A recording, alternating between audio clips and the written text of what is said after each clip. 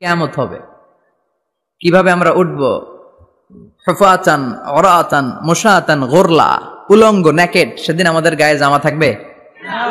Jacket থাকবে খালি। কি থাকবে? কিছু থাকবে, জামা থাকবে না, পায়ে জুতা থাকবে না, পেটে খাবার থাকবে না, খালি থাকবে চিৎকার।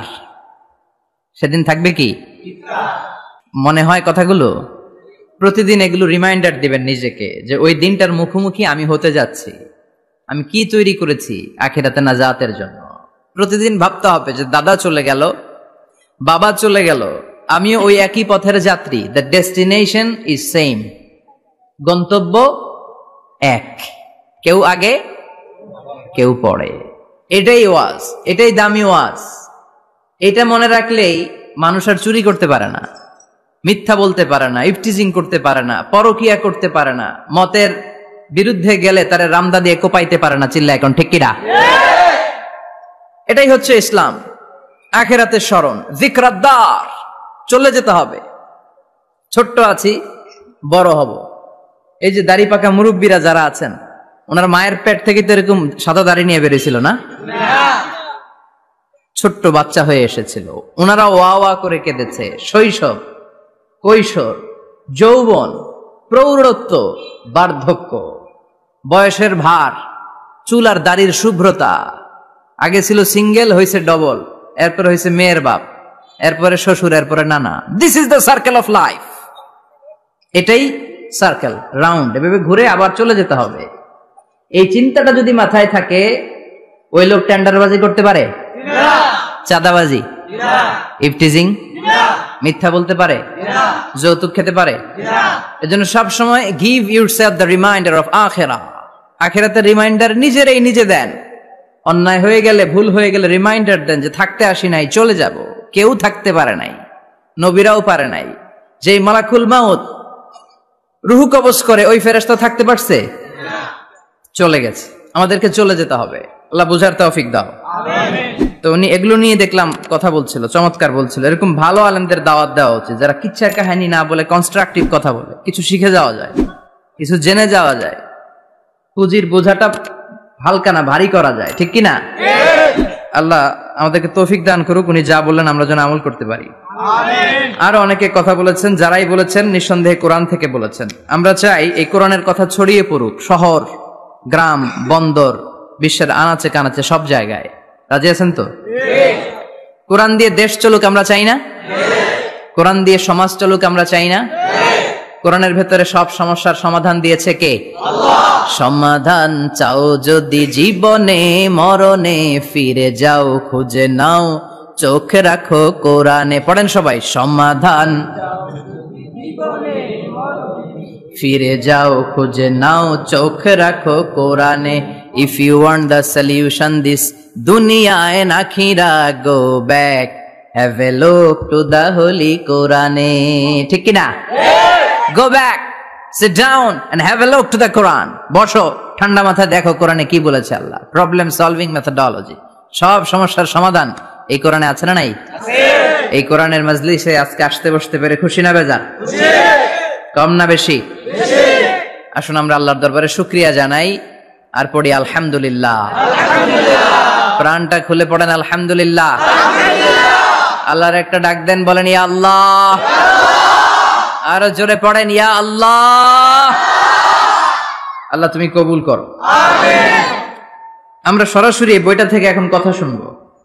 এই দেখেন, পৃথিবীর কোনো বইয়ে এত ময়লা থাকে না যত ময়লা থাকে কোরআনে। কারণ সমাধান দিবে তো, এজন্য ময়লা টয়লা নিয়ে সব সমাধান করে ফেলবে কোরআন। যত জায়গায় তাফসির করতে যাই ধুলাবালি মিশে থাকে। Quran for not your bookshelf, Quran is for yourself. Quran আপনার বুক সেলফের জন্য না, কোরআন আপনার জন্য। আমরা বুক সেলফে রাখি, তাও নিচের থাকে না, উপরের থাকে, যাতে কেউ নাগাল না পায়। এরকম ডাকাইতে আছে না নাই? কোরআনের সাথে অ্যাটাচমেন্ট বাড়াতে হবে। You have to increase your attachment with the holy Quran. এটা এনলাইটেন করতে এসেছে আপনার জীবনকে, আলোকিত আলোকিত। এই যে আমরা কোরআনের উপর আলোকপাত করি না, এটা এনলাইটেন করে, আলো বিচ্ছরিত করে, আপনার জীবনকে উজালা করবে। এজন্য কোরআনের সাথে সম্পর্ক বাড়াতে হবে, শুদ্ধভাবে পড়তে জানতে হবে, অর্থ জানতে হবে। আল্লাহ কি বলেছেন জানতে মনে চায় না? আসুন আমরা জানার চেষ্টা করি। আল্লাহ তুমি তৌফিক দাও, পড়েন আমিন।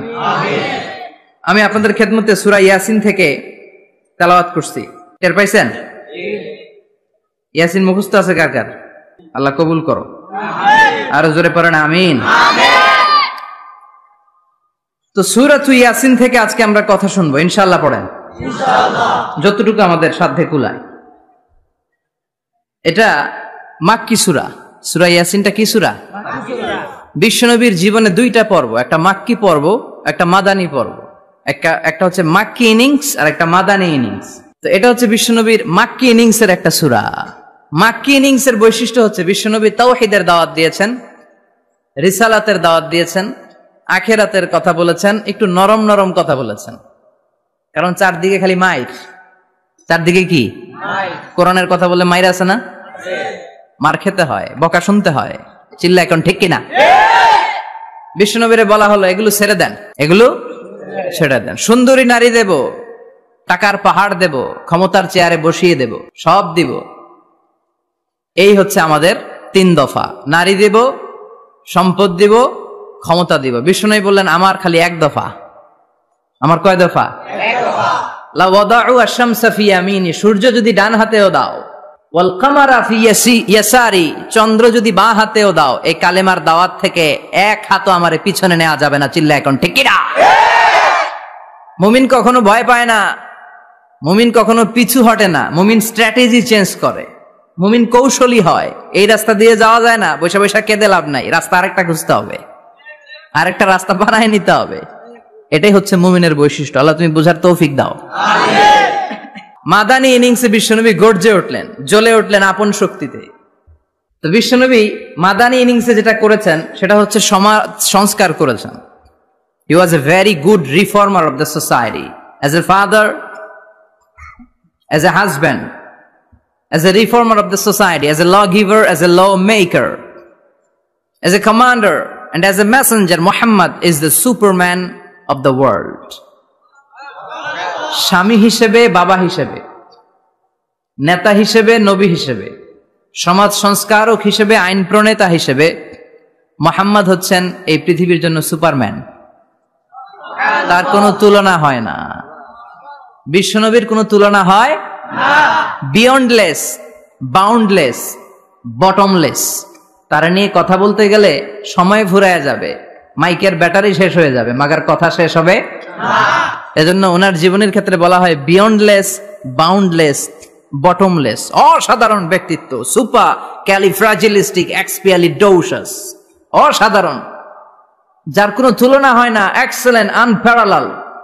মাদানী জীবনে উনি সশস্ত্র সংগ্রাম করলেন, সংস্কার করলেন সমাজটাকে, সেনাবাহিনী বানালেন। তখন আর নরম নরম ভাবে খেলে নাই, গরম ভাবে খেলেছে। এটা হচ্ছে ইমানের দাবি। মুমিনরা কৌশলী হয়, যখন যে পরিস্থিতি, ওই পরিস্থিতির সাথে তাদের স্ট্র্যাটেজি তারা পাল্টায়। তো বিশ্বনবীর মাদানী ইনিংসে এই সূরা নাজিল হয়নি, হয়েছে মাক্কি ইনিংসে, মাক্কি সূরা। এই সূরার অনেক ফজিলত, ছোটবেলা থেকেই সূরা ইয়াসিনের অনেক ফজিলতের কথা আমরা শুনেছি না? বিশ্বনবী বলেছেন ইন্না লিকুল্লি শাইইন কলবান ওয়া কলবুল কুরআনি সূরাতু ইয়াসিন। সব জিনিসের একটা কলব আছে, হৃদয় আছে, অন্তর আছে, আর কোরআনের কলবের নাম হচ্ছে সূরা ইয়াসিন। বিশ্বনবী বললেন ইন্না লিকুল্লি শাইইন কলবান, সব জিনিসের একটা কলব আছে। ওয়া ইন্না কলবাল কুরআনি সূরাতু ইয়াসিন, আর কোরআনের কলবের নাম হলো সূরাতু ইয়াসিন।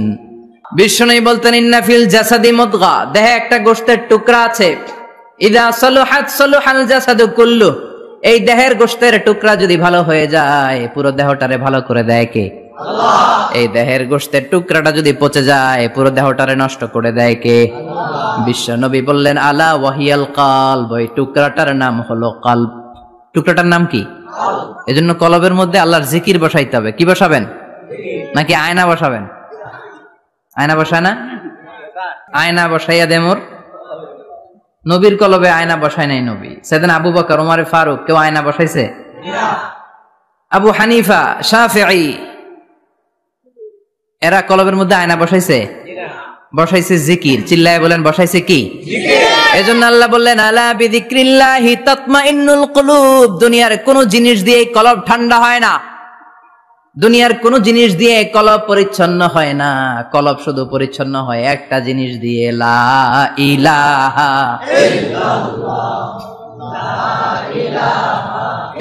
লা ইলাহা ইল্লাল্লাহু মুহাম্মাদুর রাসূলুল্লাহ সাল্লাল্লাহু আলাইহি ওয়াসাল্লাম। তাহলে কোরআনের একটা কলব আছে, আমাদের দেহে যেমনি কলব আছে, প্রতিটা প্রাণীর যেমনি কলব আছে, অন্তর আছে, কোরআনেরও কলব আছে না নাই? কোরআনের কলবের নাম চিল্লায় বলেন, কোরআনের কলবের নাম। আবার বিশ্বনবী বলতেন, রাত্রিবেলা যে ব্যক্তি একবার সূরাত ইয়াসিন তেলাওয়াত করে ঘুমাতে যায়, সকালবেলা নিষ্পাপ অবস্থায় তারে ঘুম থেকে জাগাবে কে? আল্লাহ। তাহলে এই সূরার মর্যাদা কম কম না বেশি বেশি? বেশি বেশি তেলাওয়াত করতে রাজি আছেন? সকাল সন্ধ্যা তেলাওয়াত করবেন তো? সূরা ইয়াসিন ছাড়াও এই সূরার অনেকগুলো নাম তাফসীর গ্রন্থে পাওয়া যায়। এই সূরার একটা নাম হচ্ছে সূরাতুল কাদিয়া, সূরাতুল তাকদি হাজাতা কারিইহা। যে এই সূরা তেলাওয়াত করে ওই তেলাওয়াতকারীর যে হাজত আছে, প্রয়োজন আছে, এই সূরার বরকতে আল্লাহ তার প্রয়োজন পূরণ করে দেয়। আমাদের জীবনে প্রয়োজন আছে না নাই? কার কাছে চাইবো? বিপদে পড়লে কারে বলবো? আমরা বিপদে পড়লে প্রথমে শেয়ার দেই ফেসবুকে। কোথায় শেয়ার? আগে শেয়ার দিব কার কাছে? মনে থাকবে? বিপদে পড়লে ফেসবুকে শেয়ার দিব না, বন্ধুরে শেয়ার করব না, বউয়ের কাছেও পরে শেয়ার করব, আগে শেয়ার করব কার কাছে? মনে থাকবে? এজন্য বিশ্বনবী বলতেন এই সূরার নাম সূরাতুল কাদিয়া, মানুষের হাজত পূরণ করে দেয়। এই সূরা তেলাওয়াত করে যদি আপনি আল্লাহর কাছে কোনো বিপদ থেকে পানা চান অথবা কোনো প্রয়োজন নিয়ে দোয়া করেন, সূরার বরকতে প্রয়োজনটা পূর্ণ করে দেয় কে? আল্লাহ। কেউ যেটা পারে না পারে কে? আল্লাহ। কেউ যেটা দেয় না দেয় কে? আল্লাহ। কেউ যেটা শোনে না শোনে কে? আল্লাহ। তাহলে পেলাম সূরাতুল কাদিয়া। আরেকটা নাম আছে সূরার, সেটা হচ্ছে সূরাতুল আযীমা, সুমহান সূরা। কি সূরা? সুমহান, আযীমা। এই আযীম আর আযীমা এই শব্দ দুইটা অনেক দামি, আল্লাহ যে কোনো জায়গায় ব্যবহার করেন নাই। বিশ্বনবীর চরিত্রের উপমা দিতে যে আল্লাহ আযীম শব্দ বলেছেন, তাই না? রব্বুল আলামিন বলেন, ওয়া ইন্নাকা লাআলা খুলুকিন আযীম। ও নবী, সাধারণ কোন চরিত্র আপনারে আমি দেই নাই, আপনারে আমি দিয়েছি আযীম একটা চরিত্র, খুলুকুন আযীম। And verily indeed you are on a very good standard of character. অসাধারণ চরিত্র দিয়েছে। বিশ্বনবীর চরিত্র বুঝাতে যে আল্লাহ কি শব্দ ব্যবহার করেছেন? কথা বলে না, তাফসীর শিখে যেতে হবে। কোন শব্দ ব্যবহার করেছেন? আযীম। আবার আল্লাহ নিজের পরিচয় দিতে যে আযীম বলেছেন, ওয়ালা ইয়াউদুহু হিফযুহুমা ওয়া হুয়াল আলিয়্যুল আযীম। সুবহানাল্লাহ। আকাশ জমিনের নিয়ন্ত্রণ করতে যে আল্লাহ কখনো ক্লান্ত হয় নাকি? কারণ তিনি হচ্ছেন আল আলিয়্যুল আযীম। আল্লাহু আকবার। তার মানে নবীর চরিত্রের ক্ষেত্রে আযীম, আল্লাহর নিজের সত্তার ক্ষেত্রে আল্লাহ বললেন আযীম। আবার বললেন কিয়ামতের দিন গোটা পৃথিবীটারে আমি নাড়িয়ে দেব, গোটা পৃথিবীতে একটা আমি ভূমিকম্প দিব। এই কথাও কোরআনে আছে না নাই? ইযা জুলজিলাতিল আরদু জিলজালাহা আল কারিয়াতু মাল কারিয়া। পুরো পৃথিবী কাঁপিয়ে দিব। এই কাঁপাকাঁপিটা ওই দিনের ভূমিকম্পটা কি অন্যান্য সময়ের ভূমিকম্পের মতো হবে? এই ভূমিকম্পকে আল্লাহ বলেছেন আযীম। ইন্না জালজালাতাস সাআতি লা শাইউন আযীম। সেদিনের ভূমিকম্প সাধারণ কোনো আর্থকোয়েক নয়, সাধারণ ভাইব্রেশন না, এটা আযীম। আবার আল্লাহ কোরআনকেও আযীম বলেছেন, ওয়ালাকাদ আতাইনাকা সাবআম মিনাল মাসানি ওয়াল কুরআনাল আযীম। ও নবী, আমি আপনারে নিত্য পাঠনীয় সপ্তবাক্য সূরাতুল ফাতিহা দিয়েছি, সাথে সাথে কোরআনে আযীম দান করেছি। সুবহানাল্লাহ। তার মানে কোরআনের ক্ষেত্রে আযীম, কিয়ামতের ভূমিকম্প এটা আযীম, আল্লাহ নিজেও আযীম, বিশ্বনবীর চরিত্র আযীম। আবার এই সূরাটাও যেহেতু দামি, এজন্য এই সূরার নাম সূরাতুল আযীমা, সূরাতুল সুমহান সূরা। এটা যেন তেন সূরা নয়, এটা তো কোরআনের কলব। কলব ছাড়া মানুষ বাঁচে? হার্ট ফাউন্ডেশনে যেয়ে দেখবেন মানুষের কি অবস্থা। হৃদরোগ, হৃদয় যার নষ্ট, তার যে কত কষ্ট। এই যে কি পরানো লাগে এখন? রিং পরায়, এনজিওগ্রাম, এনজিওপ্লাস্টি করে আর্টারি ব্লক করে ফেলে চর্বি, এত চর্বি আমরা খাই, এত গরুর গোশত আমরা খাই। মনে রাখবেন, যেই প্রাণীর পা বেশি ওইটার ভিতরে কোলেস্টেরল বেশি। মাছের কয় পা? হ্যাঁ, নাই, এখানে নাই, মাছের পাটা নাই, কোলেস্টেরল নাই। মুরগির কয় পা?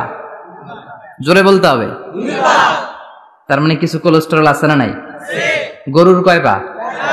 কোলেস্টেরল বেশি না কম? এইবার কোন চিংড়ির কয় পা? সবচেয়ে বেশি কোলেস্টেরল কন্টেইন করে শ্রিম্প, প্রন, চিংড়ি।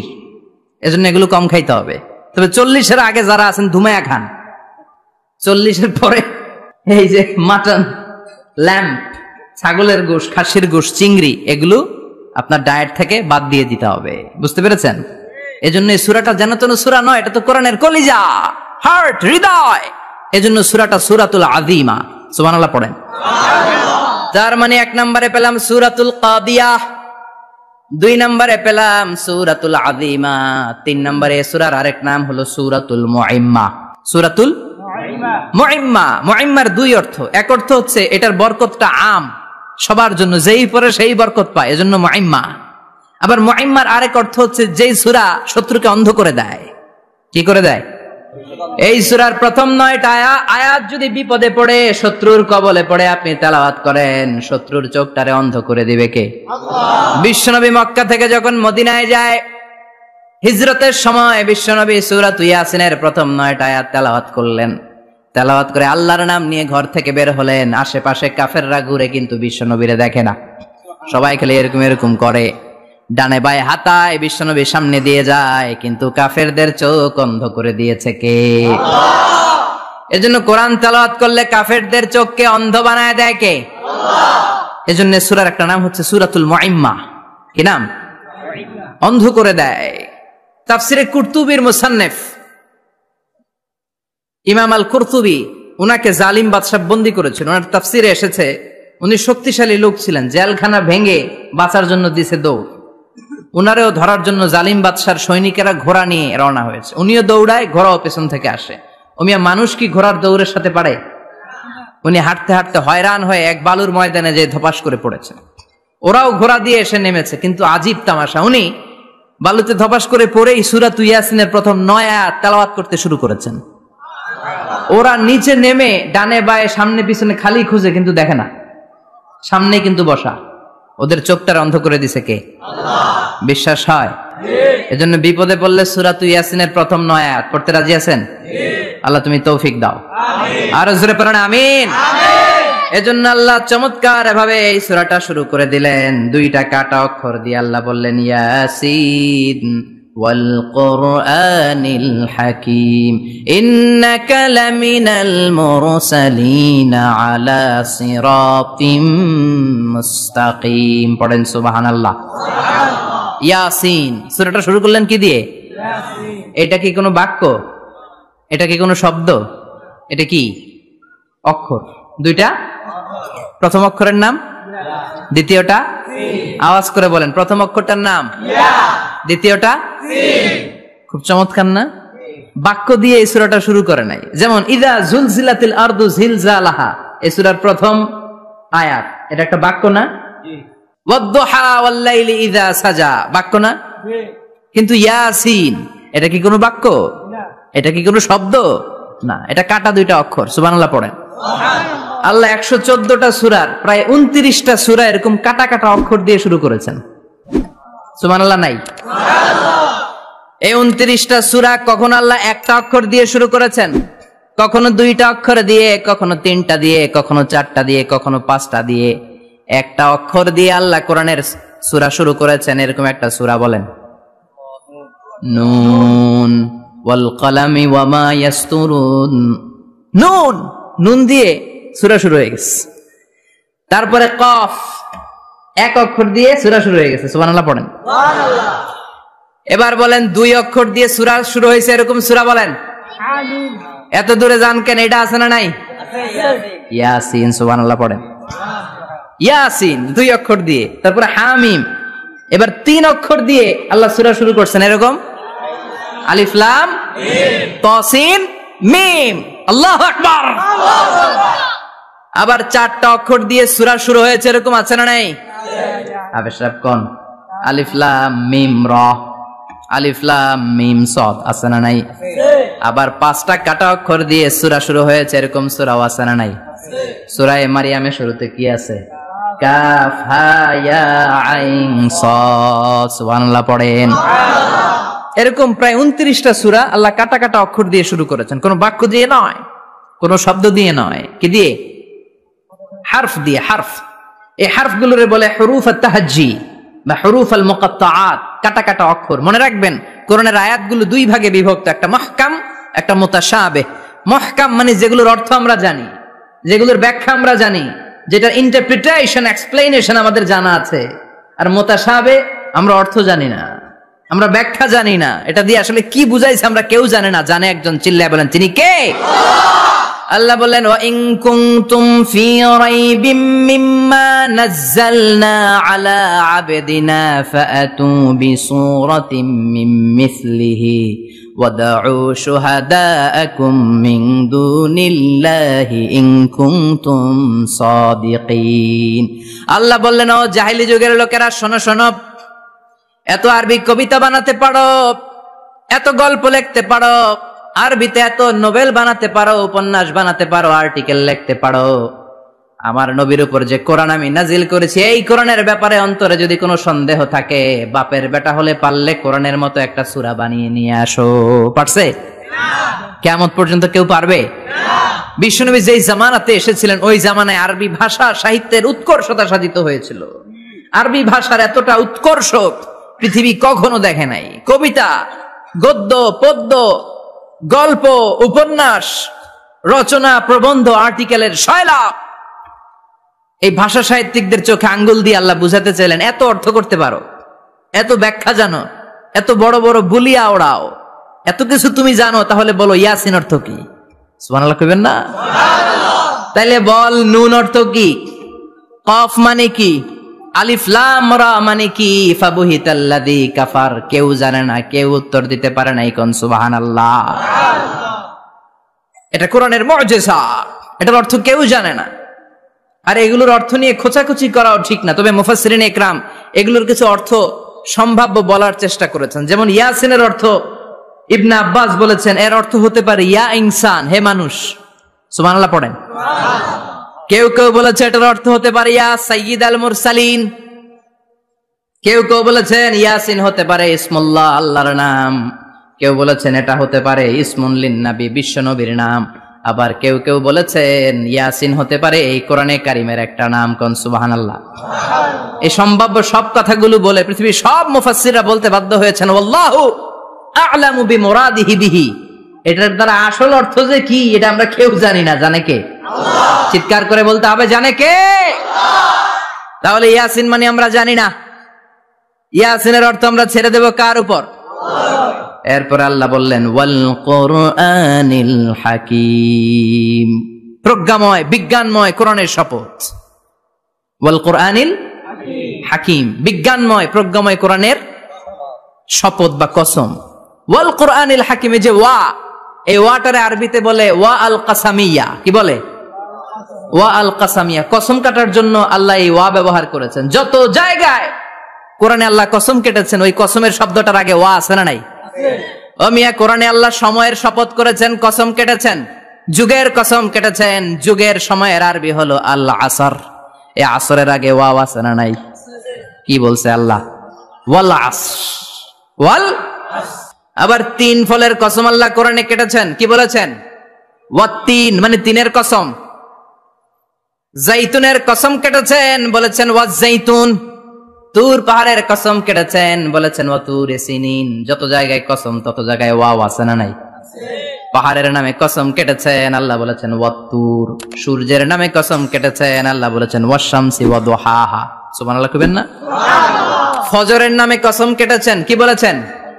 ওয়াল ফাজর। জিলহজ মাসের প্রথম 10 রাতের কসম কেটেছেন, কি বলেছেন? ওয়া লায়ালিন আশর। জোর আর বেজরের কসম কেটেছেন, আল্লাহ বলেছেন ওয়াশ-শাফঈ ওয়াল ওয়াতর। সূরা ইয়াসিনে কাটা কাটা 2টা অক্ষরের পরে রব্বুল আলামিন কোরআনের কসম কেটেছেন। এজন্য আল্লাহ বলেছেন ইয়াসিন ওয়াল কুরআনিল হাকীম, ইয়াসিন ওয়াল কুরআনিল হাকীম, প্রজ্ঞাময় বিজ্ঞানময় কোরআনের শপথ। কোরআনের মধ্যে বিজ্ঞান আছে না নাই? বেশি না কম? বিশ্বাস হয় না? নাস্তিকদের কথা বিশ্বাস হয়? নাস্তিকরা বলে কোরআনের মধ্যে বিজ্ঞান নাই, কোরআনের মধ্যে সায়েন্স নাই, কোরআনের ভেতরে টেকনোলজি নাই। কিন্তু কোরআন বলে এমন কিছু নাই, মানুষের প্রয়োজনীয় এমন কিছু নাই যেটা আমার ভিতরে নাই। আল্লাহু আকবার। আল্লাহ বললেন মা ফাররাতনা ফিল কিতাবি মিন শাই, কিতাবের মধ্যে আমি কিছু বাদ রেখে দেই নাই। ইতিহাসের কথা বলেছি, পাতালপুরীর কথা, জিনদের কথা আছে সূরাতুল জিন, মাকড়সার কথা আছে সূরাতুল আনকাবুত, মৌমাছির কথা আছে সূরাতুন নাহাল। মৌমাছির কথা বলেছেন, দুধের কথা বলেছেন, প্রাণীর কথা বলেছেন, খাদ্যের কথা বলেছেন, মানুষের দেহ বৈশিষ্ট্যের কথাও বলেছেন। চিৎকার করে পড়েন আল্লাহু আকবার। আল্লাহ বললেন ওয়া আওহা রাব্বুকা ইলান নাহলি আনিত্তাখিযি মিনাল জিবালি বুয়ুতাও ওয়া মিনাশ শাজারি ওয়া মিম্মা ইয়ারিশুন। সুবহানাল্লাহ পড়েন। ওয়া আওহা রাব্বুকা ইলান নাহল, আল্লাহ মৌমাছির কাছে সিক্রেট মেসেজ পাঠিয়েছেন। সুবহানাল্লাহ পড়েন। ওহীকে আরবিতে বলে সিক্রেট মেসেজ। সায়েন্টিফিক আলোচনা শুরু হইতেছে, মনোযোগ আছে না গেছে? জিমানি ধরছে? হ্যাঁ, মনোযোগ আছে না গেছে? লিল্লাহি তাকবীর, লিল্লাহি তাকবীর, লিল্লাহি তাকবীর। আল্লাহ মৌমাছিকে ওহী করেছেন। কি করেছে দেখেন, ওয়াল কুরআনিল হাকীম, আল্লাহ যে বললেন শেষ হবে না এই কথা। ওয়াল কুরআনিল হাকীম, বিজ্ঞানময় কোরআনের শপথ, প্রজ্ঞাময় কোরআনের শপথ। বিশ্বনবী বলেন লা তুহসা আজাইবুহু, কোরআনের আশ্চর্যান্বিতার কোনো শেষ নাই। ওয়ালা তাবলা গারাইবুহু, কোরআন কোনদিন কারো কাছে পুরাতন মনে হয় না। ফিহি মাসাবিহুল হুদা, কোরআনের মধ্যে আছে হেদায়েতের মশাল। ওয়া মানারুল হিকমা, কোরআন হলো বিজ্ঞানের সুউচ্চ মিনার। লা তুহসা আজাইবুহু, কোরআনের আশ্চর্যান্বিতার শেষ নাই। যতই পড়বেন আপনি আশ্চর্য হয়ে যাবেন, যতই স্টাডি করবেন, যতই অধ্যয়ন করবেন, আপনার চোখকে খুলে দিবে কে? আল্লাহ। ওয়ালা তাবলা গারাইবুহু, কোরআন কখনো পুরাতন হয় না। পুরান হয় নাকি? যার বয়স 50 বছর ধরে নামাজি মানুষ, প্রতি নামাজের প্রত্যেক রাকাতে কোন সূরা পড়া লাগে? তো 50 বছর যদি কেউ নামাজি হয়, তাহলে কত লক্ষবার উনি সূরা ফাতিহা পড়ছে উনি নিজে জানে? তারপরেও কোনোদিন কি মনে হয়েছে সূরা ফাতিহাটা একটু পুরান পুরান লাগে? আজকে কুল হল্লা দিয়ে শুরু করুন, কথা বলেন। পুরান লাগছে কোনোদিন? এত পড়ছি এটা, আজকে আর এটা না, আজকে আর একটা, এরকম মনে হয়? ওয়ালা তাবলা গারাইবুহু, পুরান লাগে না। প্রতিদিন নতুন, প্রতিনিয়তই নতুন, অলওয়েজ নিউ, সব সময় নতুন। এজন্য বিশ্বনবী বললেন লা তুহসা আজাইবুহু, কোরআনের আশ্চর্যান্বিতার শেষ নাই। ওয়ালা তাবলা গারাইবুহু, কোরআন কখনো পুরাতন হয় না। ফিহি মাসাবিহুল হুদা, কোরআনের মধ্যে আছে হেদায়েতের মশাল। ওয়া মানারুল হিকমা, কোরআন হলো বিজ্ঞানের সুউচ্চ মিনার। সুবহানাল্লাহ। আল্লাহ বললেন ওয়া আওহা রাব্বুকা ইলান নাহাল, আমি মৌমাছির কাছে মেসেজ দিলাম, সিক্রেট মেসেজ। আনিত্তাখিযি মিনাল জিবালি বুয়ুতা, তোমরা পাহাড়ের মধ্যে তোমাদের বাড়ি বানাও, মৌচাক বানাও। অমিনা সাজার, গাছের মগ ডালে, বড় বড় ডালে তোমরা বাসা বানাও। ওয়া মিম্মা ইয়ারিশুন, উঁচু উঁচু জায়গায় মৌচাক বানাও, যাতে করে গ্রামের ছোট্ট ছেলেরা ঢিল মারতে না পারে। কোন সুবহানাল্লাহ। মৌমাছির আল্লাহ শিখাই দিছে। নিচু জায়গায় কোনোদিন মৌমাছির বাসা দেখবেন? নিচু জায়গায় সহজে নাগাল পাওয়া যায়, ধরা যায়। কথা কন। ডাল বেয়ে মগ ডালে ওঠা লাগে মধু খাইতে চাইলে। চিল্লায় বলেন ঠিক কিনা? আল্লাহ সিক্রেট মেসেজ দিলেন আর বললেন আনিত্তাখিযি। আলেম যারা আছেন বলেন তো, ইত্তাখিযি এটা কি মুজাক্কারের সিগা না মুয়ান্নাসের সিগা? কথা কইতে হবে। কেউ নাই এটার উত্তর দেওয়ার মতো? মুয়ান্নাস, মাশাআল্লাহ। এটা স্ত্রীবাচক শব্দ। আল্লাহ মৌমাছিকে যে মেসেজ করছে পুরুষ মৌমাছিরে কয় নাই, এটা নারী মৌমাছিরে কইছে। চিল্লা এখন সুবহানাল্লাহ। এখন গবেষণা করে দেখা গিয়েছে, কার্ল ভন ফ্রিচ একজন অস্ট্রিয়ান বিজ্ঞানী, উনি এটা নিয়ে গবেষণা করে 73 সালে 1973 নোবেল পেয়ে গেছে। এই আয়াতের উপর গবেষণা করে আল্লাহ কেমন করে সিক্রেট মেসেজ দিয়েছেন, কেমন করে মৌমাছি মৌচাকের বাসা বাঁধে, কেমন করে মধু আহরিত হয়, এটার উপর গবেষণা করে উনি একটা বই লিখেছেন, দ্য ডান্সিং বিজ। নেচে যাওয়া মৌমাছিগুলো, নাচতে নাচতে যেতে থাকা মৌমাছিগুলোর উপর একটা বই লিখে দ্য ডান্সিং বিজ লিখে উনি নোবেল প্রাইজ পেয়েছেন এই মধুর উপরে। চিল্লায় পড়েন আল্লাহু আকবার। এখন কোরআনের আয়াত থেকে বোঝা গেল আনিত্তাখিযি মিনাল জিবালি বুয়ুতা, আল্লাহ নারী মৌমাছিকে বলেছেন মৌচাক বানাও, তোমাদের মধু রাখার জন্য বাসা বানাও। কার্ল ভন ফ্রিজ গবেষণা করে পেয়েছে মৌচাকের বাসা বানানো হয়, মধু আহরণ করা হয়, যেই মৌমাছিটা নেতৃত্ব দেয় এটা পুরুষ মৌমাছি নয়, এটা হলো মহিলা মৌমাছি। কোন সুবহানাল্লাহ।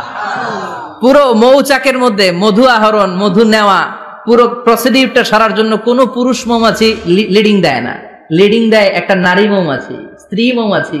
এজন্য ইত্তাখিয, ম্যাসকুলিন জেন্ডার ইউজ না করে আল্লাহ বলেছেন ইত্তাখিযি, নারী মৌমাছিকে আল্লাহ অ্যাড্রেস করে বলেছেন যাও মৌচাক বানাও আর এটার মধ্যে মধু আহরণ করো। চিল্লায় পড়েন আল্লাহু আকবার। আল্লাহ বললেন ইত্তাখিযি মিনাল জিবালি বুয়ুতা, পাহাড়ের মধ্যে ঘর বানাও, মিনাশ শাজার গাছের বড় ডালের মধ্যে ঘর বানাও, ওয়া মিম্মা ইয়ারিশুন উঁচু উঁচু জায়গায় ঘর বানাও। উনি গবেষণা পেয়েছেন এই মধুর মধ্যে অসাধারণ কিছু ন্যাচারাল অ্যান্টিসেপটিক আছে। কি আছে? Natural antiseptic. এটার নাম হচ্ছে প্রপিলিস। প্রপিলিস নামে একটা লিকুইড পাওয়া যায় মৌচাকের মধ্যে। এটা কাটা জায়গায় লাগা দিলে স্যাভলন ডেটল কিছু লাগানো লাগবে না, ওই প্রপিলিসের কারণে আপনার কাটা জায়গা এমনি শুকায় যাবে। সুবহানাল্লাহ পড়েন। দ্বিতীয় বিশ্বযুদ্ধে রাশিয়ান যত সৈনিকরা যুদ্ধে আহত হতো ওরা আলাদা করে অ্যান্টিসেপটিক খাইতো না, ওরা মধু আইনা লাগাই দিত আর সুস্থ হয়ে যেত। সুবহানাল্লাহ পড়েন। নিউজিল্যান্ডের কিছু বিজ্ঞানীরা আবিষ্কার করেছে মৌমাছির হুলের ভিতরে রেমেটিক ফিভারের অ্যান্টিবায়োটিক আছে। অনেকের বাত জ্বর হয়, বাতের ব্যথা থাকে না, থাকে, মুরব্বীদের বেশি হয়। ওই জায়গার মধ্যে যদি আপনি মৌমাছি এনে ঢুকাই দিতে পারেন, মৌমাছির হুল লাগাই দিতে পারেন, ভালো হয়ে যাবে। মৌমাছি যখন হুল ফুটায় আরাম লাগে না অনেক? খাইছেন? কামড় খাইছেন? হ্যাঁ, মজা লাগে। তো নিউজিল্যান্ডের এই গবেষকরা এরা আবিষ্কার করেছে যে মৌমাছি যদি হুল ফুটিয়ে দেয় ওইখানে বাতের ব্যথা থাকলে, বেদনা থাকলে এটা ভালো হয়ে যাবে। আমি নিজে দেখেছি, বিবিসি একটা ডকুমেন্টারি, ইজিপশিয়ান একজন ফিজিশিয়ান চিকিৎসক, উনি ওনার বাতের ব্যথায় আক্রান্ত যত রোগীরা আছে ওদের গায়ের মধ্যে মৌমাছি এনে এনে নিজে নিজে হুল ফুটায়। রোগী চিৎকার মারে ও মাগো, ও আল্লাহ গো, কিন্তু একদিন পরে ব্যথা নাই আর কয় ভালো হয়ে গেছি। সুবহানাল্লাহ কইবেন না? তো এজন্য এই কার্ল ভন ফ্রিজ 1973-তে দ্য ডান্সিং বিজ লেখে গোটা বিশ্বকে তাক লাগিয়ে দিয়েছে। তার গবেষণার প্রতিটি পয়েন্ট কোরআনের আয়াতের সাথে মিলে যায়। চিৎকার করে পড়েন আল্লাহু আকবার।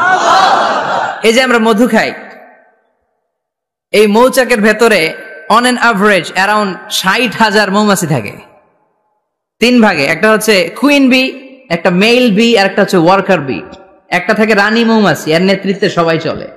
আর একটা থাকে মেল বি, পুরুষ মৌমাছি, বংশ বাড়ানোর জন্য এদের কাজে লাগে। আর সব হচ্ছে ওয়ার্কার বি, সবাই কাজ করে। আল্লাহ বললেন সুম্মা খুলি মিন কুল্লি সামারাত ফাসলুকি সুবুলা রাব্বিকি যুলুলা। আল্লাহ সিক্রেট মেসেজ দিয়ে বললেন গাছের উপরে বাসাবাদ, পাহাড়ের উপরে মৌচাকের বাসাবাদ, উঁচু উঁচু জায়গায় তোমরা তোমাদের বাসা বাঁধো। সুম্মা কুলি মিন কুল্লি সামারাত, এরপর এলাকার যত মিষ্টি মিষ্টি ফুল আছে, ফল আছে, ওখান থেকে রস নিয়ে আসো। সুবহানাল্লাহ। পুষ্প রস সংগ্রহ করে মধুগুলো, এটার বলে sweet nectar. They collect the sweet nectar from the flowers. এবং মধুর মধ্যে এত চমৎকার জিনিস থাকার কারণ হচ্ছে মৌমাছিগুলো ওই এলাকার সব ধরনের ফুল, ভালো ভালো সুগন্ধযুক্ত ফুল ফল থেকে রস নিয়ে আসে। তো ওই গাছগুলোর মধ্যে বনাজি গাছ আছে না নাই? ঔষধি গাছ আছে না নাই? এজন্য মধুরে বলা হয় সব রোগের ঔষধ। যত বনাজি ঔষধি গাছের নির্যাস আর পুষ্প রস আছে সব আল্লাহ মধুর ভিতরে ঢুকায়া মধুকে আল্লাহ ন্যাচারাল ভ্যাকসিন বানিয়ে দিয়েছেন। চিল্লায়ে পড়েন আল্লাহু আকবার। আল্লাহ বললেন সুম্মা কুলি মিন কুল্লি সামারাত, সব ফল আর ফুল থেকে নেকটার পুষ্পরস নিয়ে আসো। ফাসলুকি সুবুলা রাব্বিকি যুলুলা, যেমন যেমন গিয়েছিলা পথ চিনায় আবার ফিরে আসো। ইয়াখরুজু মিন বুতুনিহা শারাব, এরপর তাদের পেট থেকে বের হয় শারাব। মুখতালিফুন আলওয়ানু, এক একটা মধুর কালার হয়ে যায় এক এক রকম। কোন সুবহানাল্লাহ। সরষে ফুলের মধু একটু সাদা সাদা হয় না? আমি হচ্ছি মধু খাওয়ার পোক। আমি দেশে বিদেশে যেখানে গিয়েছি ফ্রেশ হানি আমি অনেক খুঁজেছি। ইয়ামানি একটা মধু পাওয়া যায়, ইয়ামানের সাওয়াহিলি এলাকায়, পাহাড়ি এলাকায়, একেবারে কুচকুচে কালো। আবার অনেক মধু আছে কিছুটা খয়েরি এবং হলুদ বর্ণের, কিন্তু সরষে ফুলের যে মধুটা এটা অনেকটা সাদা। এই পুষ্পরস নিয়ে মৌমাছিগুলো মৌচাকের মধ্যে ঢেলে দেয় না, এগুলো খেয়ে ফেলে। প্রত্যেকটা মৌমাছির পেটের ভেতরে আল্লাহ 2টা করে স্টোমাক দিয়েছে, পাকস্থলী। সুবহানাল্লাহ পড়ে। এটাই কার্ল ভন ফ্রিচ দ্য ডান্সিং বিজ বইয়ের মধ্যে লিখেছে গবেষণায়, যে 2টা পাকস্থলী। একটা পাকস্থলী দিয়ে মৌমাছি খায়, নিজে খেয়ে বাঁচে, আর একটা পাকস্থলী দিয়ে এই ফ্লাওয়ার নেকটার, পুষ্পরস সংগ্রহ করে ওই পাকস্থলীতে রাখে। ওই পাকস্থলীর ভেতরে আল্লাহ একটা ন্যাচারাল এনজাইম দিয়েছেন, ওই এনজাইমের সাথে ওই পুষ্পরসটা মিক্সড হয়। তারপরে আরেকটা টিউব আছে, ওই টিউব দিয়ে মৌমাছি যে সেই বাসার মধ্যে মৌমাছি যে সেখানে সাপ্লাই করে দিয়ে আসে, মধু ঢুকিয়ে দিয়ে আসে। চিল্লায় পড়েন সুবহানাল্লাহ। তার মানে বিষয়টা এমন না ফুলের রস নিয়ে মৌচাকের দিয়ে আসলো, ফুলের রস সে নেয়, তার স্পেশাল একটা স্টোমাকের মধ্যে ঢুকায়, সেখানে এনজাইম দিয়ে, পাচক রস দিয়ে আল্লাহ এটাকে সমৃদ্ধ করে দেয়। তারপর আলাদা একটা নল দিয়ে, টিউব দিয়ে মৌচাকের ভেতরে ঢুকিয়ে দেয়। কোন সুবহানাল্লাহ। কি অসাধারণ পদ্ধতিতে আল্লাহ মধু বানালেন। আর কি সুন্দর মধু হাতের মধ্যে লয়া জিব্বা দিয়া চাটে আর গান গায়, মধু হই হই বিষাবাইলা। আছে না নাই? আল্লাহ শুকরিয়া নাই? চিৎকার করে বলেন শুকরিয়া করতে হবে কার? আল্লাহ বললেন ইয়াখরুজু মিন বুতুনিহা, এটা মধু সরাসরি চলে আসে না, ওর পেট থেকে বের হয়। মুখতালিফুন আলওয়ানুহু, বিভিন্ন রঙের মধু। আছে না নাই? ব্ল্যাক কালারের মধু হয়, হোয়াইট হানি হয়, অর্গানিক হানি হয়, ক্রিমড হানি হয়। কত ধরনের মধু যে আল্লাহ পৃথিবীতে রেখেছে তার ইয়ত্তা নাই। এরপর আল্লাহ বললেন ফিহি শিফাউন লিন্নাস, মধুর ভেতরে শিফা দিয়েছে কে? আল্লাহ। এজন্য বিশ্বনবীর খাদ্য তালিকার মধ্যে মধু আছে না নাই? বিশ্বনবী সুগন্ধযুক্ত ওয়ালা মধু খেতেন, দুর্গন্ধযুক্ত ওয়ালা কোনো মধু মুখে নিতেন না। সুবহানাল্লাহ। বিশ্বনবীর জামানায় মাগাফির নামে একটা মধু ছিল, দুর্গন্ধযুক্ত, এটা কখনো বিশ্বনবী মুখে নিতে চাইতেন না। সুগন্ধযুক্ত মধু সবসময় বিশ্বনবী খেতেন। বিশ্বনবীর স্ত্রীরা এই সুগন্ধিযুক্ত মধু বোতলের মধ্যে প্রিজার্ভ করে রাখতেন বিশ্বনবীকে দেওয়ার জন্য। বিশ্বনবী প্রাণ ভরে এগুলো পান করতেন। সুবহানাল্লাহ। বিশ্বনবী যে সমস্ত খাদ্যগুলো পছন্দ করতেন হাদিসে এসেছে, বিশ্বনবী রুটি খেতেন, খেজুর খেতেন, খেজুর, খেজুর চিনেন? বালাহ, তামার, দুধ খেতেন, এই মধু খেতেন, জব খেতেন, বার্লি খেতেন, লাউ খেতেন, রুম্মান, ডালিম ফল, আনার ফল, আনার চিনেন? আনার, এই আনার খেতে পছন্দ করতেন বিশ্বনবী। মাশরুম খেতেন, মাশরুম, মাশরুম চিনেন? ব্যাঙ্গের ছাতার মতো। রেস্টুরেন্টে ইদানিং মাশরুমের স্যুপ পাওয়া যায়, এটা খাবেন। যাদের চোখের জ্যোতিতে সমস্যা, দৃষ্টিতে সমস্যা, খাবেন। হাদিসে এসেছে আল কামআতু মিনাল মান ওয়া মাউহা শিফাউন লিল আইন। মাশরুম হলো মান্না সালোয়ার মতো খাবার।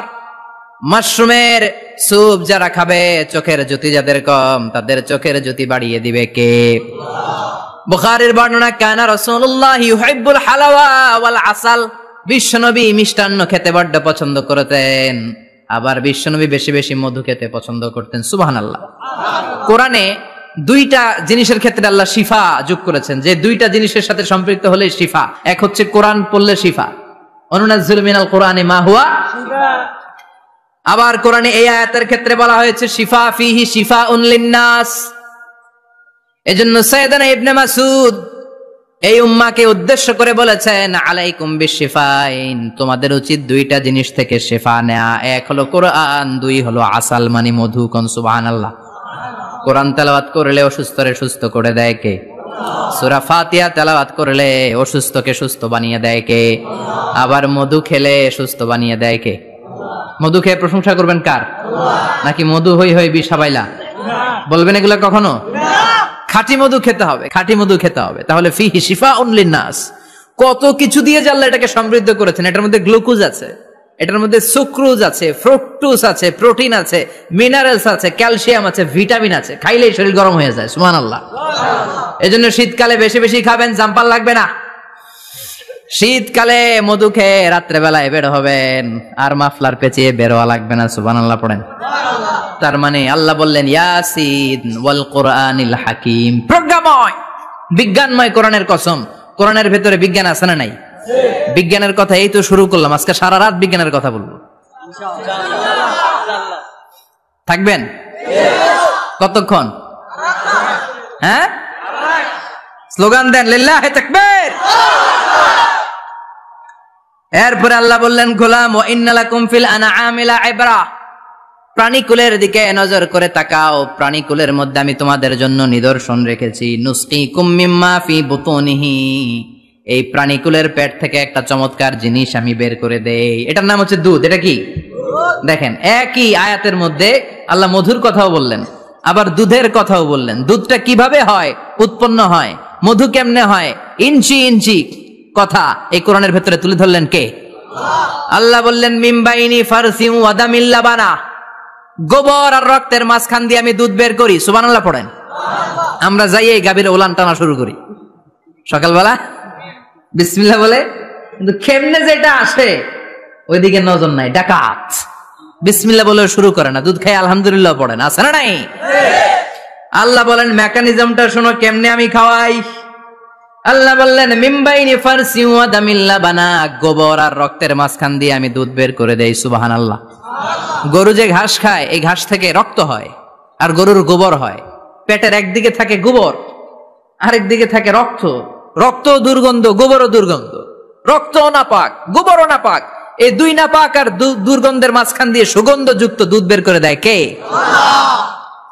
আল্লাহ বললেন মিমবাইনি ফারসিউ ওয়া দামিল লাবানা, গরু যে খাবারগুলো খায় ওই খাবারের এক পাশ দিয়ে গোবর হয়ে যায় আর এক পাশ দিয়ে রক্ত হয়ে যায়, মাঝখান দিয়ে দুধ বের করে দেয় কে?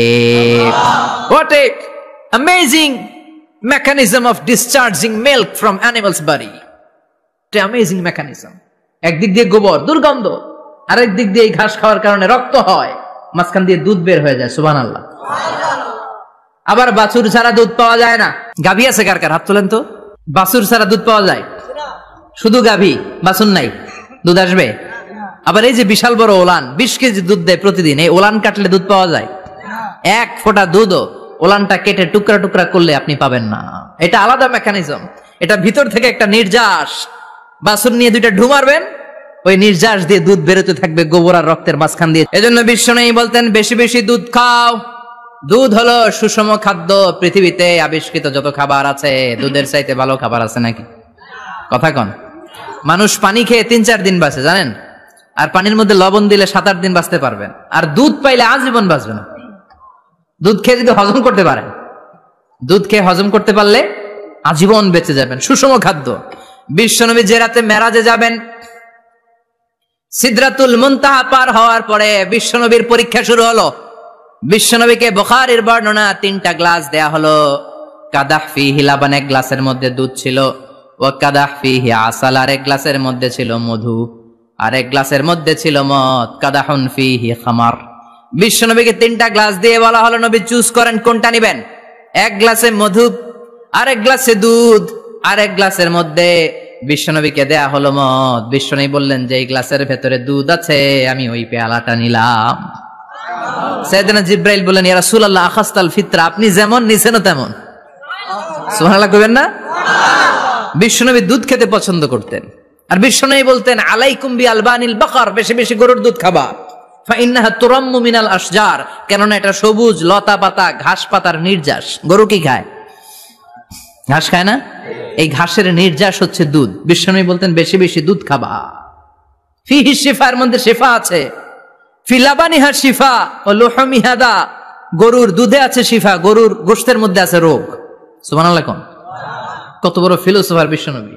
বিশ্বনবী বলে গিয়েছেন গরুর দুধ বেশি খাও, কিন্তু গোশত বেশি খাইও না। আর আমরা গরুর গোশত পাইলে কোপায় ফেলাই। সাদা ভাত আর ঝাল গরুর মাংস যদি হয়, ওই যে অনেকের জিহ্বায় পানি চলে আসছে। সুবহানাল্লাহ কইবেন না?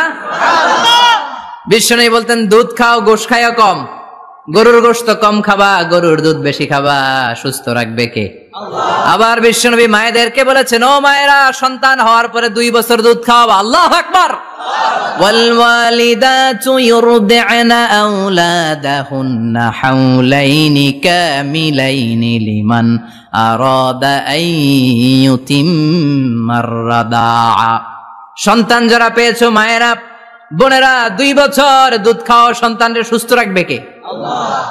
বাচ্চা ডেলিভারির পরপরই আল্লাহ তাআলা মায়ের বুকে একটা দুধ দেয়, এটাকে বলে শাল দুধ। এটা হচ্ছে বাচ্চার জীবনের প্রথম প্রাকৃতিক টিকা।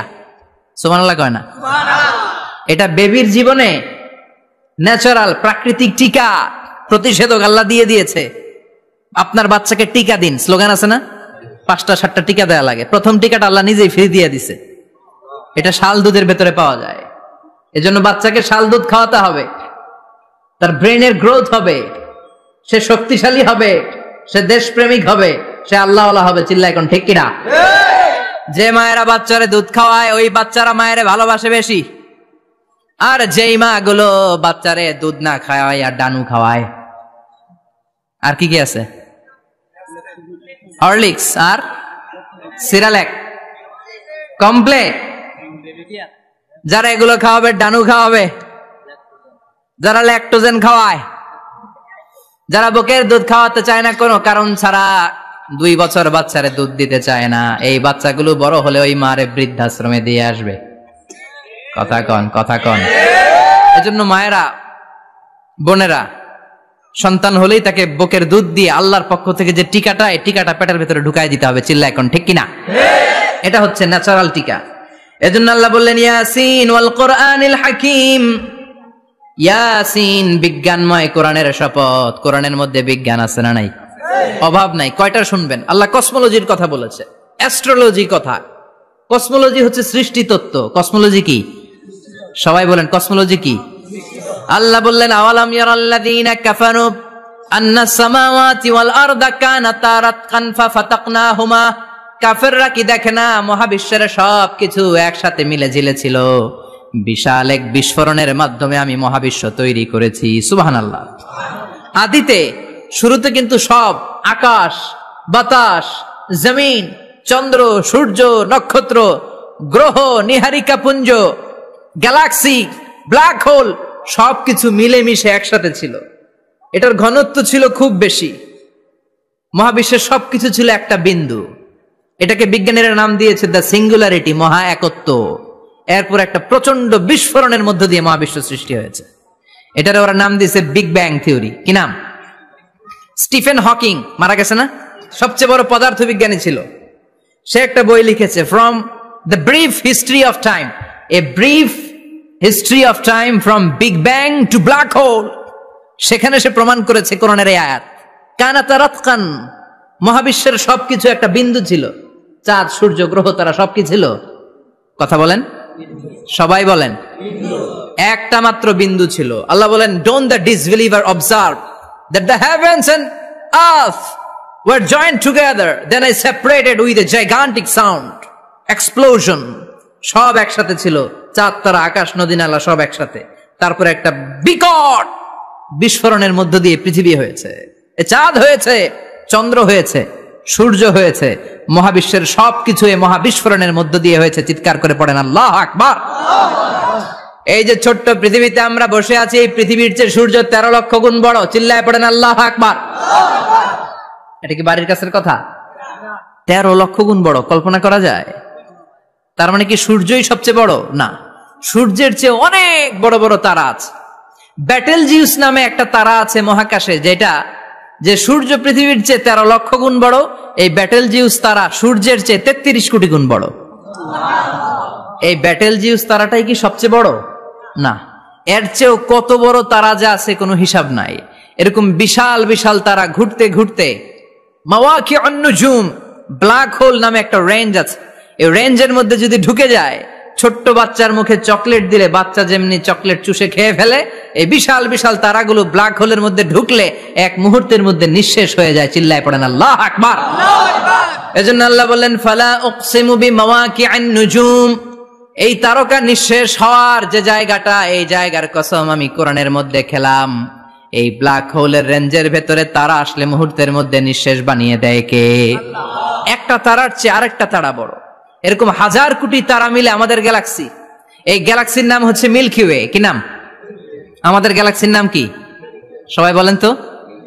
Milky way. কি নাম?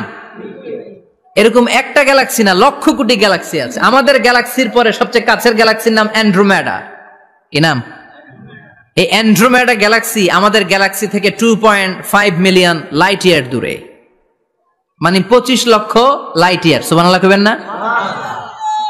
আলোর গতি হচ্ছে পৃথিবীতে সবচেয়ে বেশি বর্তমান সময় পর্যন্ত, জানেন? সেকেন্ডে কত মাইল? 1,86,000 মাইল। 1 সেকেন্ডে আলো ছুটে 1,86,000 মাইল ব্যাগে। এত ব্যাগের কোন প্লেন বা রকেট নিয়ে যদি আপনি আমাদের গ্যালাক্সি থেকে মিল্কি ওয়ে থেকে অ্যান্ড্রোমেডাতে যেতে চান, তাহলে আপনার 25 লক্ষ বছর লেগে যাবে। সুবহানাল্লাহ বাড়িতে যায় বললেন। এরপর আল্লাহ বললেন ওয়াস-সামাআ বানাইনাহা বিআইদিন ওয়া ইন্না লামুসিউন, আকাশ আমি বানালাম, গ্যালাক্সি আমি বানালাম, বানানোর পর থেকে সবগুলোর আমি প্রশস্ত করতে শুরু করে দিলাম। সব ছিল ক্ষুদ্র, একটা বিন্দুর মধ্যে আমি বিস্ফোরণ করলাম একটা আওয়াজ দিয়ে। আওয়াজটা ছিল কুন। আওয়াজটা ছিল কি? জোরে কোন, আবার কোন, কুন ফায়া। ইন্নামা আমরুহু ইযা আরাদা শাইআন আন ইয়াকুলা লাহু কুন ফায়াকুন। আল্লাহ যখন কিছু করতে চান শুধু বলেন কুন, শুধু বলেন বি। কুন মানে বি, ইট ওয়াজ, এটা হয়ে যায়। হাও বলতে দেরি।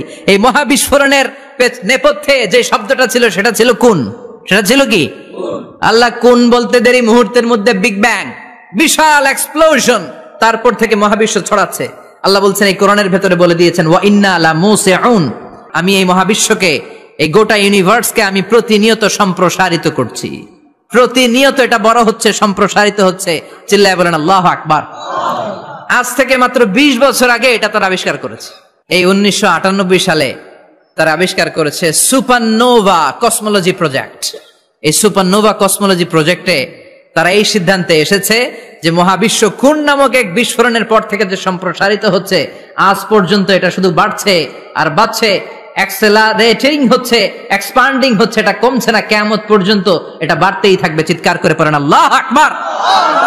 এজন্য আল্লাহ বললেন ইয়াসিন ওয়াল কোরআনিল হাকিম, বিজ্ঞানময় প্রজ্ঞাময় কোরআনের শপথ। এই কোরআনের ভেতরে আমি কসমোলজির কথা বলেছি, অ্যাস্ট্রোলজির কথা বলেছি, জিওলজির কথা বলেছি, ফিজিক্সের কথাও বলেছি। সুবহানাল্লাহ। ফিজিক্স মানে কি? পদার্থ। পদার্থের সবচেয়ে বড় উপাদান হচ্ছে লোহা। লোহার কথা কিন্তু কোরআনে নাই। আছে? কই আছে? হ্যাঁ, সূরাতুল হাদিদ, লোহার নামে একটা সূরা দিয়েছে আল্লাহ কোরআনে। সুবহানাল্লাহ পড়বেন না? সূরার নাম সূরাতুল হাদিদ। সূরার নাম কি? চিল্লায় বলেন সূরার নাম সূরাতুল হাদিদ। হাদিদ মানে লোহা। আল্লাহ বললেন ওয়া আনজালনাল হাদিদা ফীহি বা'সুন শাদীদ।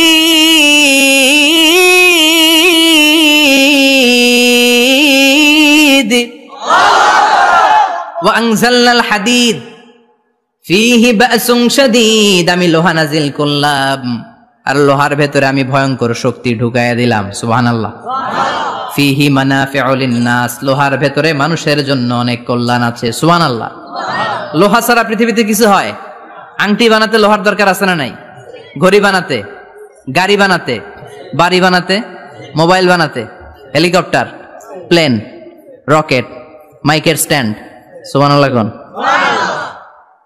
এমন কোন জিনিস নাই যেটার মধ্যে লোহা লাগে না। এজন্য আল্লাহ বললেন এই লোহার নামে আমি একটা সূরা ডেডিকেট করলাম, ওয়া আনজালনাল হাদিদ ফিহি বা'সুন শাদীদ, আমি লোহাকে নাজিল করেছি। আল্লাহ বলেছেন, খেয়াল করে শব্দটা শুনেন, ওয়া আনজালনাল হাদিদ, আমি লোহাকে উপর থেকে নাজিল করেছি। কি করেছি? কথা বলেন। তার মানে লোহা পৃথিবীতে ছিল না, নাজিল করছে কে? লোহা পৃথিবীতে ছিল? পৃথিবীতে ছিল। পৃথিবীতে থাকলে নাজিল করবেন কেন? এই যে কোরআনটা পৃথিবীতে আগে ছিল, নাজিল করছে কে? কোন ফেরেশতাকে দিয়ে? সাইয়েদনা জিবরাইল। কোন নবীর উপর? বিশ্বনবী মুহাম্মদুর রাসূলুল্লাহ। আল্লাহু আকবার। তার মানে ওহি পৃথিবীতে ছিল না, আল্লাহ উপর থেকে নাজিল করেছেন। নুজুল মানে উপর থেকে নিচের দিকে আসা। এই নুজুল শব্দ ব্যবহার করে আল্লাহ বললেন ওয়া আনজালনাল হাদিদ, লোহাকে আমি নাজিল করেছি। তার মানে লোহা পৃথিবীর উপাদান নয়, লোহা এসেছে উপর থেকে। কোন সুবহানাল্লাহ। বিজ্ঞানীরা, পদার্থবিদ যারা গবেষণা করে এটাই পেয়েছেন, লোহা আসলে পৃথিবীর না। লোহা পৃথিবীতে উৎপাদন করা হয় নাই। লোহার যে মলিকিউল, অণু আছে, লোহার একটা অণু তৈরি করার মতো ক্ষমতা পৃথিবীর নাই। ইভেন এই সৌরজগতের কোনো কিছু নাই। সূর্যের তাপেও লোহা তৈরি হতে পারে। লোহার ছোট্ট একটা অণু তৈরি করতে কমপক্ষে 1 কোটি ডিগ্রি সেলসিয়াস তাপের প্রয়োজন হয়। তার মানে এটা পৃথিবীর কোনো উপাদান নয়, এটা আনজালনাল হাদিদ। আল্লাহ বলেন মহাবিস্ফোরণের কারণে গলিত অন্য কোন তারার ভেতর থেকে লোহার উপাদান আমি পৃথিবীর ভেতরে এনে ঢুকিয়ে দিয়েছি। তার মানে পদার্থের কথা কোরআনে আছে না নাই? সুবহানাল্লাহ কইবেন না? এরপরে বায়োলজির কথা আছে না নাই?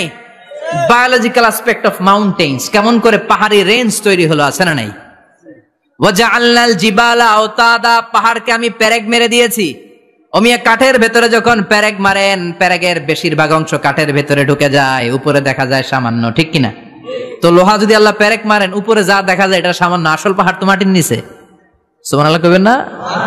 আসল পাহাড় কোথায়?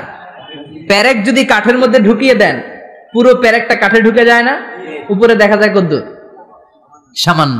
পাহাড়ের যা আপনি দেখেন এটা তো পেরেকের মাথা, পুরো পাহাড়টা আল্লাহ জামিনের ভেতরে গেড়ে দিয়েছেন। চিল্লায় পড়েন আল্লাহু আকবার। আবার আল্লাহ বললেন অমিনাল জিবালি জুদাদুম বিদু ওয়া হুমরুম মুখতালিফুন আলওয়ানু, আছে না নাই?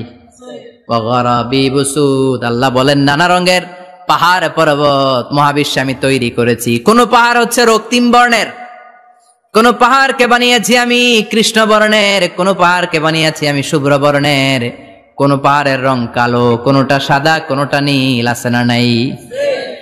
মহাবিশ্ব যখন তৈরি হয়েছে, পৃথিবীর মধ্যে 7টা টেকটনিক প্লেট তৈরি হয়েছে। 7 tectonic plates create the mountain range on earth. পৃথিবীতে এই পাহাড় তৈরির কারণ হচ্ছে 7টা প্লেট, এগুলোর 7 টেকটনিক প্লেট বলে। এই প্লেটগুলোর কারণে পৃথিবীতে এই রং বেরঙের পাহাড় তৈরি হয়েছে। কত রঙের যে পাহাড় আছে, আরব বিশ্বে পাথরের পাহাড়, বাংলাদেশে মাটির পাহাড়, ব্রুনাই, সিঙ্গাপুর, ইন্দোনেশিয়াতে যদি যান আরেক ধরনের পাহাড়। চায়নার একটা শহর আছে গানজু সিটি, কি নাম? এই গানজু সিটিতে একটা পাহাড় আছে রেইনবো মাউন্টেন, ওখানে 7 রঙের পাহাড় পাওয়া যায় এক জায়গায়। সুবহানাল্লাহ কইবেন না? রেইনবো মানে কি?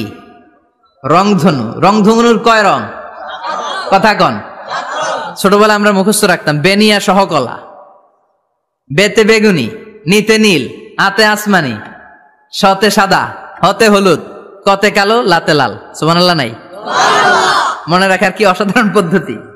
এই রেইনবো মাউন্টেন, রংধনুর 7 রঙের পাহাড় এক জায়গায় পাওয়া যায়। এখানে সাদা পাহাড়, এখানে সবুজ পাহাড়, এখানে নীল পাহাড়, ওখানে লাল পাহাড়, এখানে কালো পাহাড়। এই চায়নার গানজু সিটিতে আল্লাহ তাআলা 7 রঙের পাহাড় এক জায়গায় রেখেছেন। চিৎকার করে বলেন আল্লাহু আকবার। তার মানে বায়োলজির কথাও কোরআনের ভেতরে আছে না নাই? এরপর আল্লাহ বললেন কেমন করে আকাশ থেকে আমি পানি নাজিল করে, এটাও কোরআনে আছে না নাই? আমরা ছোটবেলা পড়েছি ওয়াটার সাইকেল, হাইড্রোলজিক্যাল সাইকেল, কেমন করে সূর্যের তীব্র তাপ সাগর থেকে পানিকে জলীয় বাষ্প করে উপসে নেয়, উপরে নিয়ে সেটাকে পুঞ্জীভূত করে দেয়, ঘনীভূত করে দেয়, মেঘ হয়ে যায়, সেখান থেকে ঝিরি ঝিরি ঝিরি ঝিরি বৃষ্টি পড়ে, আছে না নাই? ওই বৃষ্টি পেয়ে আল্লাহর কাছে দোয়া করে না? বিশ্বনবী বলেন রহমতের বৃষ্টির নিচে দাঁড়িয়ে কেউ যদি হাত তুলে দোয়া করে, ওই দোয়া কবুল করে কে? আল্লাহ। আবার আকাশের মধ্যে মেঘের ঘনঘটা দেখলে বিশ্বনবী পেরেশান হয়ে যেতেন, হয়রান হয়ে যেতেন, আর আল্লাহর কাছে বলতেন আল্লাহ এই মেঘ দিয়ে তুমি আমাদেরকে আযাব দিও না, তুমি আমাদেরকে গজব দিও না, তুমি আমাদেরকে শেষ করে দিও না, এই মেঘ থেকে তুমি আমাদেরকে রহমতের বৃষ্টি দাও। পড়ে না আমিন।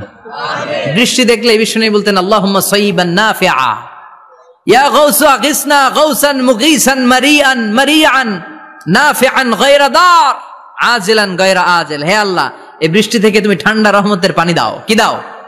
আল্লাহ মেঘে দে পানি দে, ছায়া দে রে তুই, আল্লাহ মেঘে দে। পড়েন পড়েন, আল্লাহ মেঘে দে পানি দে, ছায়া দে রে তুই, আল্লাহ মেঘে দে। এই ওয়াটার সাইকেলের কথা আল্লাহ বলেছেন।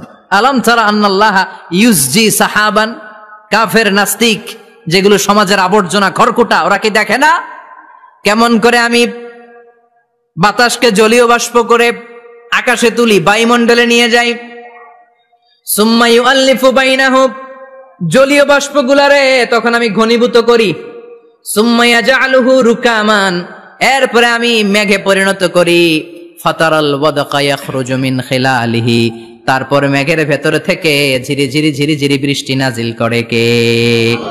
আবার আল্লাহ বললেন পানি থেকে আমি পৃথিবীর সব প্রাণগুলারে বানালাম, ওয়াজআলনা মিনাল মাই কুল্লা শাইইন হাইয়া ফালা ইয়াকিলুন, পানির ভেতরে থেকে সব প্রাণের উৎপত্তি পৃথিবীর মধ্যে ঘটিয়ে দিয়েছে কে?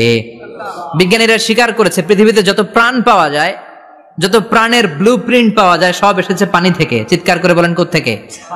পানি নাই তো প্রাণ নাই, পানিও আছে প্রাণও আছে। কোন সুবহানাল্লাহ। বিজ্ঞানীদের ধারণা, তারা ধারণা করে বলেছে পৃথিবীর প্রথম প্রাণের নাম হচ্ছে অ্যামিবা। কি নাম? ওরা বলেছে এটা এককোষী জীব, it's a very small unicellular organism found ever in the world. পৃথিবীতে পাওয়া প্রথম এককোষী প্রাণীর নাম হচ্ছে অ্যামিবা। এটা এসেছে শৈবালের মতো, এরপরে জুপ্লাংটন, ফাইটোপ্লাংটন, ব্যাকটেরিও প্লাংটন, একটার পর একটা স্পিসিজ প্রজাতি পৃথিবীতে ডেভেলপ করেছে। কোন সুবহানাল্লাহ। এই পানির কথা কোরআনের ভেতরে বলে দিল কে? এজন্য আল্লাহ বললেন ওয়াল কোরআনিল হাকিম, বিজ্ঞানময় কোরআনের শপথ। এই কোরআনটা বিজ্ঞানের ঠাসা, এই কোরআন আশ্চর্যের শেষ নাই, এই কোরআন কোনোদিন পুরাতন হয় না। এই কোরআনের ভেতরে আল্লাহ দিয়েছেন হেদায়েতের মশাল, আর কোরআনটাকে বানিয়েছেন বিজ্ঞানের সুউচ্চ মিনার। জোরে কোন সুবহানাল্লাহ।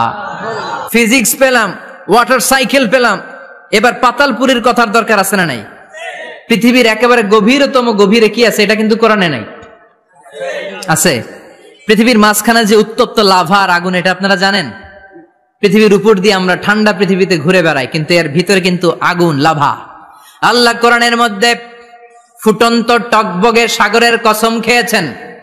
আল্লাহ বলেছেন ওয়াল বাহরিল মাসজুর,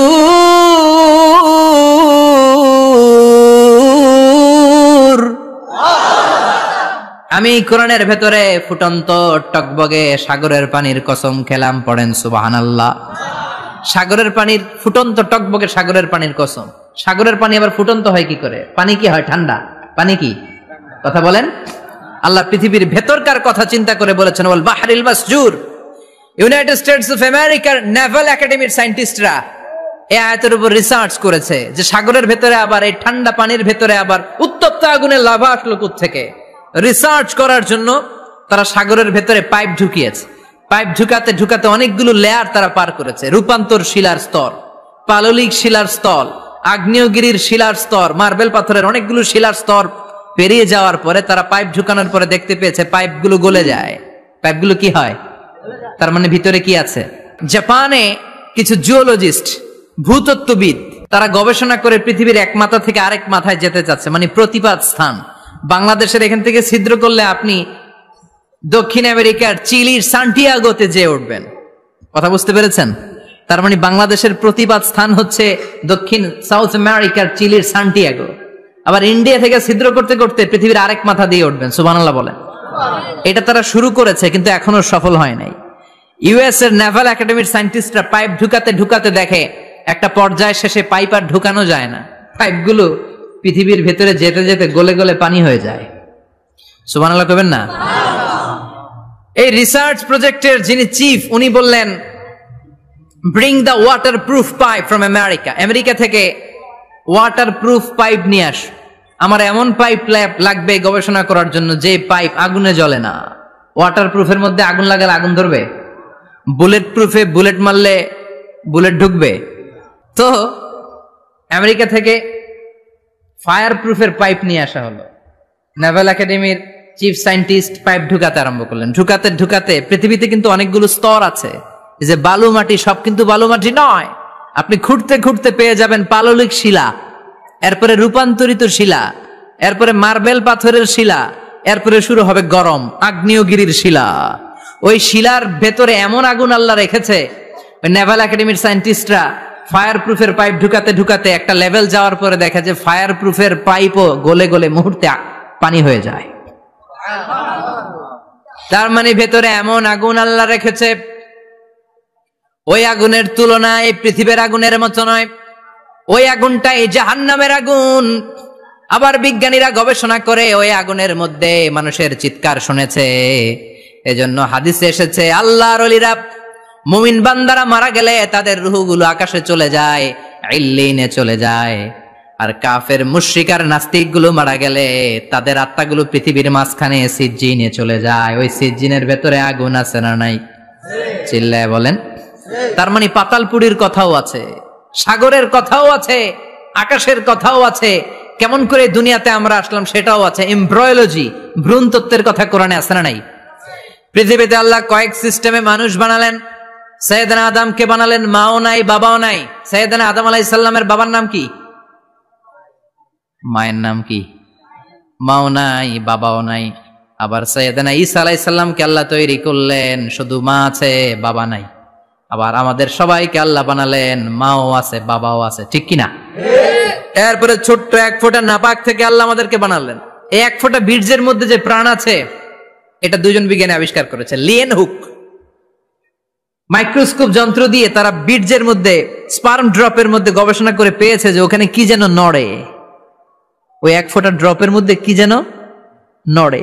সেখান থেকে ওরা আবিষ্কার করেছে এই স্পার্মের ভেতরে, শুক্রাণুর ভেতরে প্রাণের অস্তিত্ব আছে।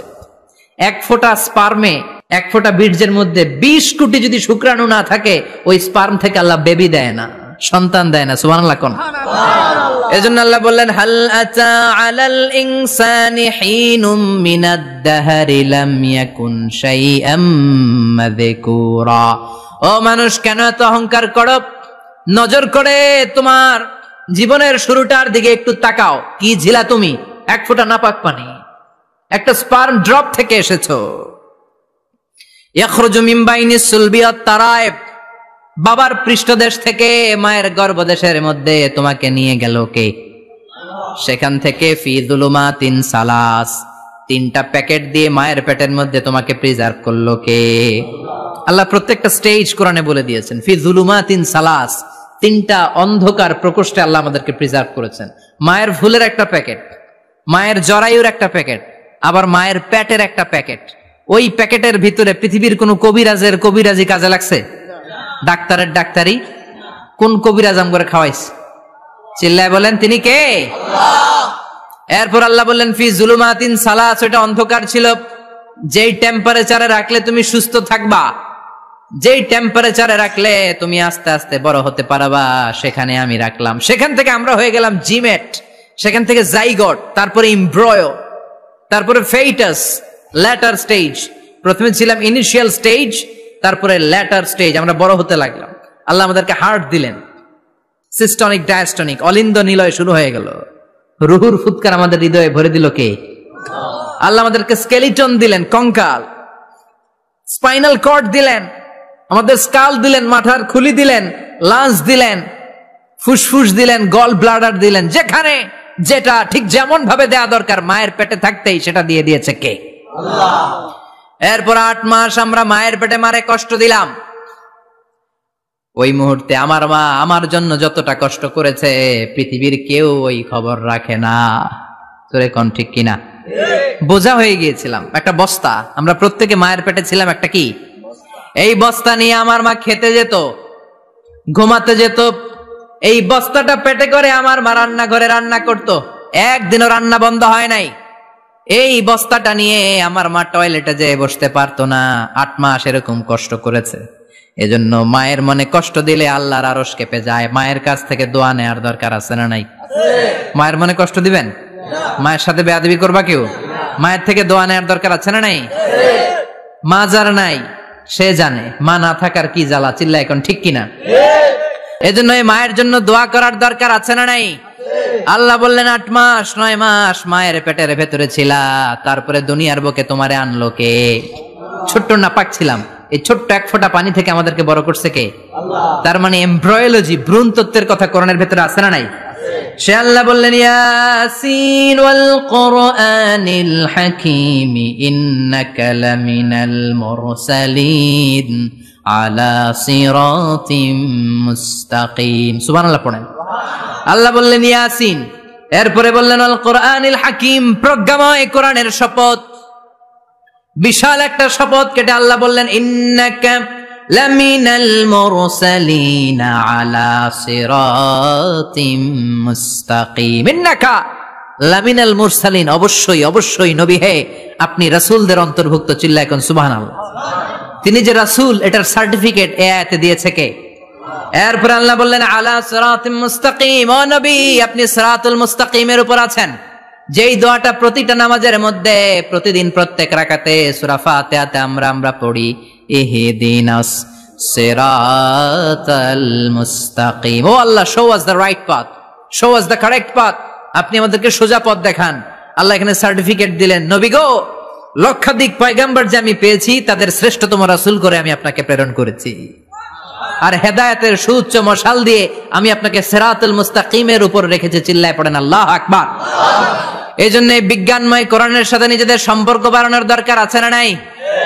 কোরআন পড়লে দুনিয়া এবং আখিরাতে মর্যাদা বাড়ায় দিবে কে? কোরআনের আইন দিয়ে সমাজটারে সাজানোর দরকার আছে না নাই? কোরআন দিয়ে আমাদের সমাজটা সমৃদ্ধ হোক আমরা চাই কি চাই না? কোরআন দিয়ে আমার সংসদ ভবন চলুক, আমার 300 জন মেম্বার অব দা পার্লামেন্ট কোরআনের আয়াত দিয়ে সংসদে কথা বলুক, আমরা চাই কি চাই না? আমাদের মিলিটারি গুলো কোরআনের আওতায় চলুক, আমাদের দেশটা কোরআন দিয়ে চলুক। আমার লাল সবুজের পতাকা সংসদ ভবনের এক পাশে আর কালিমার লা ইলাহা ইল্লাল্লাহর পতাকা আরেক পাশে পতপত করে উড়বে, আমরা চাই কি চাই না? সেজন্য কোরআনের সাথে আমাদের সম্পর্ক বাড়াতে হবে, নিজে কোরআন পড়তে হবে, কোরআন বুঝতে হবে, কোরআনের উপর আমল করতে হবে। রাজি আছেন তো? এটাই হচ্ছে সূরাতুল ইয়াসিনের শিক্ষা। আল্লাহ আমাদের সবাইকে কথাগুলো বুঝার ও আমল করার তৌফিক দান করুক। আমরা পড়ি আমিন। আরো জোরে পড়েন আমিন। যতগুলো কথা বললাম কোরআন থেকে আলোকিত করার জন্য আল্লাহ তাআলা যে মেসেজগুলো আমাদেরকে কোরআনের ভেতরে দিয়েছে, এই মেসেজ থেকে আমরা যেন নিজেদেরকে, সমাজকে আলোকিত করতে পারি। আল্লাহ তুমি তৌফিক দাও।